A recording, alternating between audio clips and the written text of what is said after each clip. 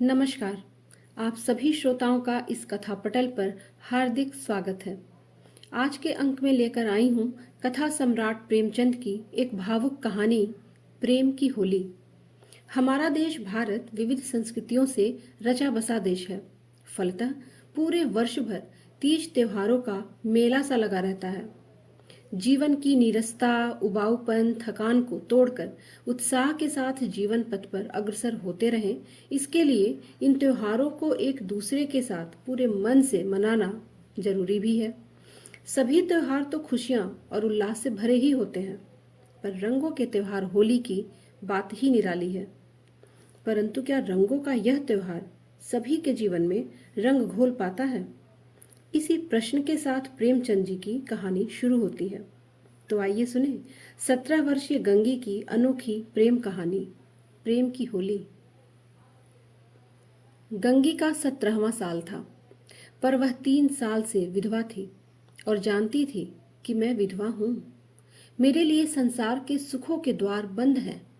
फिर वह क्यों रोए और कल्पे? मेले से सभी तो मिठाई के दोने और फूलों के हार लेकर नहीं लौटते। कितनों ही का तो मेले की सजी दुकानें और उन पर खड़े नर नारी देखकर ही मनोरंजन हो जाता है।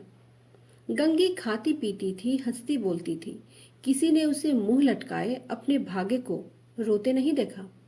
घड़ी रात को उठकर गोबर निकालकर गाय बैलों को सानी देना, फिर उपले पाथना उसका नित्य का नियम था। तब वह अपने भैया को गाय दुहाने के लिए जगाती थी। फिर कुएं से पानी लाती, चौके का धंधा शुरू हो जाता। गांव की भावजें उससे हंसी करती, पर एक विशेष प्रकार की हंसी छोड़कर सहेलियां ससुराल से आकर उससे सारी कथा कहती, पर एक विशेष प्रसंग बचाकर। सभी उसके वैधव्य का आदर करते थे। जिस छोटे से अपराध के लिए उसकी भावज पर घुड़कियां पड़ती, उसकी माँ को गालियां मिलती, भाई पर मार पड़ती, वह गंगी के लिए क्षम्य था। जिसे ईश्वर ने मारा है उसे क्या कोई मारे? जो बातें उसके लिए वर्जित थीं, उनकी ओर उसका मन ही न जाता था। उसके लिए उसका अस्तित्व ही नहीं था। जवानी के इस उमड़े हुए सागर में मतवाली लहरें नहीं थीं, डरावनी गरज नहीं थी, अचल शांति का साम्राज्य था। होली आई। सबने गुलाबी साड़ियां पहनी। गंगी की साड़ी न रंगी गई। माँ ने पूछा, बेटी तेरी साड़ी भी रंग दूं? गंगी ने कहा, नहीं अम्मा, यूं ही रहने दो। भावज ने फाग गाया, वह पकवान बनाती रही। उसे इसी में आनंद था। तीसरे पहर दूसरे गांव के लोग होली खेलने आए। यह लोग भी होली लौटाने जाएंगे। गांवों में यही परस्पर व्यवहार है। मैकू महतो ने भंग बनवा रखी थी। चरस, गांजा, माजूम सब कुछ लाए थे। गंगी ने ही भंग पीसी थी। मीठी अलग बनाई थी, नमकीन अलग। उसका भाई पिलाता था, वह हाथ धुलाती थी। जवान सिर नीचा किए पीकर चले जाते। बूढ़े गंगी से पूछ लेते, अच्छी तरह हो ना बेटी? या चुहल करते, क्यों री गंगिया, भावच तुझे खाना नहीं देती क्या, जो इतनी दुबली हो गई है? गंगिया हंसकर रह जाती। देह क्या उसके बस की थी? न जाने क्यों वह मोटी हो गई थी। भंग पीने के बाद लोग फाग गाने लगे। गंगिया अपनी चौखट पर खड़ी सुन रही थी। एक जवान ठाकुर गा रहा था। कितना अच्छा स्वर था, कैसा मीठा। गंगिया को बड़ा आनंद आ रहा था। माँ ने कई बार पुकारा, सुन जा। वह न गई। एक बार गई भी तो जल्दी से लौट आई। उसका ध्यान उसी गाने पर था। न जाने क्या बात उसे खींच लेती थी, बांध लेती थी। जवान ठाकुर भी बार बार गंगिया की ओर देखता और मस्त हो कर गाता। उसके साथ वालों को आश्चर्य हो रहा था, ठाकुर को यह सिद्धि कहाँ मिल गई। वह लोग विदा हुए तो गंगिया चौखटे पर खड़ी थी। जवान ठाकुर ने भी उसकी ओर देखा और चला गया। गंगिया ने अपने बापू से पूछा, ये कौन थे दादा? मैकू ने कहा, कोठार के बुद्धू सिंह के लड़के हैं, गरीब सिंह। बुद्धू रीति व्यवहार में आते जाते थे। उनके मरने के बाद अब ये लड़का आने जाने लगा है। गंगी ने पूछा, यहाँ तो पहले पहल आए हैं, मैकू ने कहा, हाँ, और तो कभी नहीं देखा। मिजाज बिल्कुल बाप का सा है और वैसी ही मीठी बोली। घमंड तो छू नहीं गया। बुद्धू के बखार में अनाज रखने को जगह न थी, पर चमार को भी देखते तो पहले हाथ उठाते। वही इसका स्वभाव है। गोरू आ रहे थे। गंगी पगहिया लेने भीतर चली गई। वही स्वर उसके कानों में गूंज रहा था। कई महीने गुजर गए। एक दिन गंगी गोबर पाथ रही थी। सहसा उसने देखा, वही ठाकुर सिर झुकाए द्वार पर से चला जा रहा है। वह गोबर छोड़कर उठ खड़ी हुई। घर में कोई मर्द नहीं था, सब बाहर चले गए थे। वह कहना चाहती थी, ठाकुर बैठो, पानी पीकर जाओ, पर उसके मुंह से बात ना निकली। उसकी छाती कितने जोर से धड़क रही थी। उसे एक विचित्र घबराहट होने लगी। क्या करे, कैसे उसे रोक ले। गरीब सिंह ने एक बार उसकी ओर ताका और फिर आंखें नीची कर ली। उस दृष्टि में क्या बात थी कि गंगी के रोए खड़े हो गए। वह दौड़ी घर में गई और माँ से बोली, अम्मा, वह ठाकुर जा रहे हैं, गरीब सिंह। माँ ने कहा, किसी काम से आए होंगे। गंगी बाहर गई तो ठाकुर चला गया था। वह फिर गोबर पाथने लगी, पर उपले टूट टूट जाते थे। आप ही आप हाथ बंद हो जाते, मगर फिर चौंक कर पाथने लगती, जैसे कहीं दूर से उसके कानों में आवाज आ रही हो। वही दृष्टि आंखों के सामने थी। उसमें क्या जादू था, क्या मोहिनी थी। उसने अपनी मूक भाषा में कुछ तो कहा। गंगी ने भी कुछ तो सुना। क्या कहा यह वह नहीं जानती, पर वह दृष्टि उसकी आंखों में अब भी बसी हुई थी। रात को लेटी तब भी वही दृष्टि सामने थी। स्वप्न में भी वही दृष्टि दिखाई दी। फिर कई महीने गुजर गए।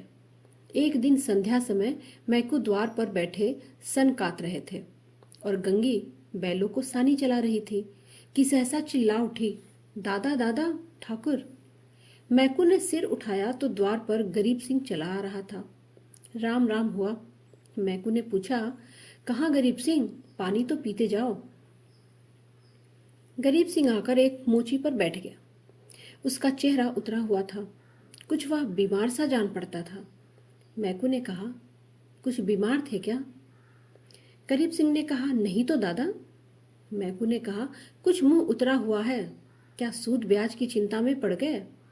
गरीब सिंह ने कहा, तुम्हारे जीते मुझे क्या चिंता है दादा। मैकू ने कहा, बाकी तो सब दे दिया ना? गरीब सिंह ने कहा, हाँ दादा, सब बेबाक कर दिया। अब मैकू ने गंगी से कहा, बेटी जा, कुछ ठाकुर को पानी पीने को ला, भैया हो तो कह देना चिलम देकर जाए। गरीब सिंह ने कहा, चिलम रहने तो दादा, मैं नहीं पीता। अब की घर ही में तंबाकू बनी है, स्वाद तो देखो, पीते तो हो। गरीब सिंह ने कहा, इतना बेअदब न बनाओ दादा, काका के सामने चिलम कभी नहीं छुई, मैं तुमको उन्हीं की जगह देता हूँ। यह कहते कहते उसकी आंखें भर आई।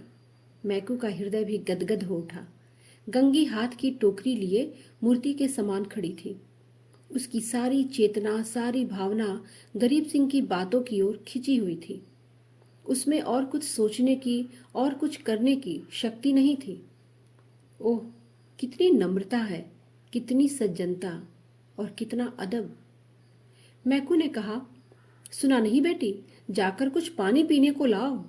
गंगी चौंक पड़ी, दौड़ी हुई घर में गई, कटोरा मांजा, उसमें थोड़ी सी राब निकाली, फिर लोटा गिलास मांज कर शरबत बनाया। माँ ने पूछा, कौन आया है गंगिया? गंगी ने कहा, वही ठाकुर गरीब सिंह। दूध तो नहीं है अम्मा, रस में मिला देती। है क्यों नहीं, हाड़ी में देख।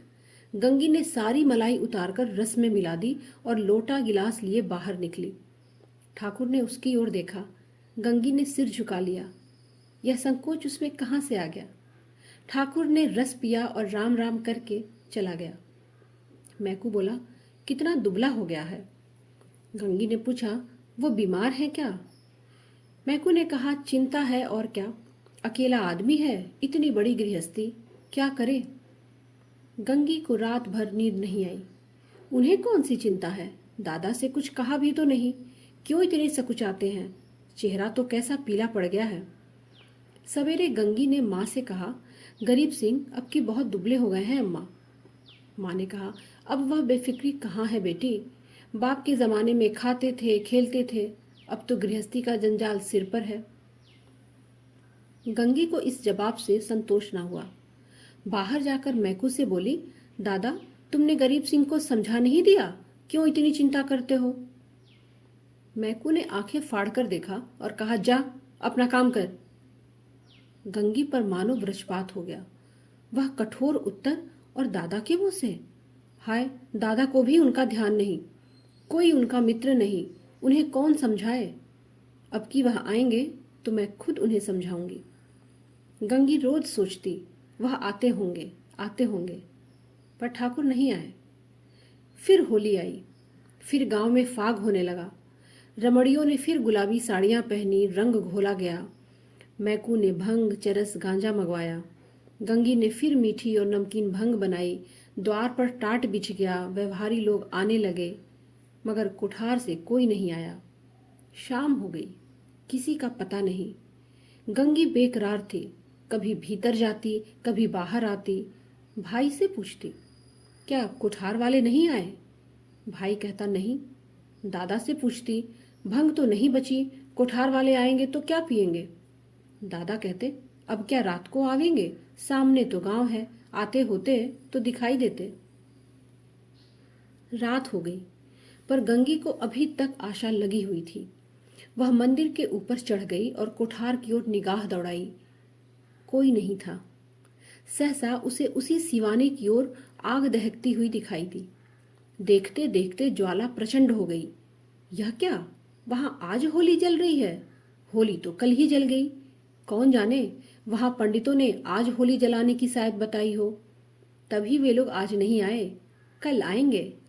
उसने घर आकर मैकू से कहा, दादा, कोठार में तो आज होली जली है। मैकू ने कहा, दत्त पगली, होली सब जगह कल ही जल गई। गंगी ने कहा, तुम मानते नहीं हो, मैं मंदिर पर से देख आई हूं, होली जल रही है। न पतियाते हो तो चलो, मैं दिखा दूं। मैकू ने कहा, अच्छा चल देखते हैं। मैकू ने गंगी के साथ मंदिर की छत पर जाकर देखा। 1 मिनट तक देखते रहे, फिर बिना कुछ बोले नीचे उतर आए। गंगी ने कहा, है होली की नहीं, तुम नहीं मानते थे। मैकू ने कहा, होली नहीं है पगली, चिता है, कोई मर गया है, तभी आज कोठार वाले नहीं आए। गंगी का कलेजा धक्क से हो गया। इतने में किसी ने नीचे से पुकारा, मैकू महतो, कोठार के गरीब सिंह गुजर गए। मैकू नीचे चले गए, पर गंगी वहीं स्तंभित खड़ी रही। कुछ खबर न रही, मैं कौन हूं, कहाँ हूं। मालूम हुआ जैसे गरीब सिंह उस सुदूर चिता से निकलकर उसकी ओर देख रहा है। वही दृष्टि थी, वही चेहरा। क्या उसे वह भूल सकती थी? उस दिवस से फिर कभी होली देखने नहीं गई। होली हर साल आती थी, हर साल उसी तरह भंग बनती थी, हर साल उसी तरह फाग होता था, हर साल अबीर गुलाल उड़ती थी। पर गंगी के लिए होली सदा के लिए चली गई। दोस्तों, आशा करती हूँ कि आपको ये कहानी पसंद आई होगी। कहानी पसंद आई हो तो चैनल को लाइक करें, शेयर करें, सब्सक्राइब करें। कहानी सुनने के लिए आप सभी का दिल से बहुत बहुत धन्यवाद और होली की बहुत बहुत शुभकामनाएं। नमस्कार।